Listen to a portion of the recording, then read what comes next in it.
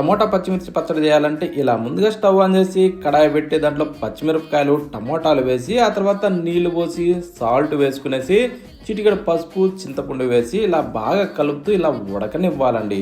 ఇలా బాగా ఉడికిన దాన్ని తీసి పక్కన పెట్టి చల్లారనిచ్చి రోట్లోకి ముందుగా ఉడకబెట్టిన పచ్చిమిరపకాయలు మాత్రమే వేయాలండి. వేసిన తర్వాత దాన్ని పచ్చగా దంచి సాల్ట్ వేసి జీలకర్ర వెల్లుల్లిపాయ ముక్కలు కూడా వేసి ఇలా బాగా దంచుకున్న తర్వాత చింతపండు వేసుకోవాలండి ఉడకబెట్టిన దాన్ని.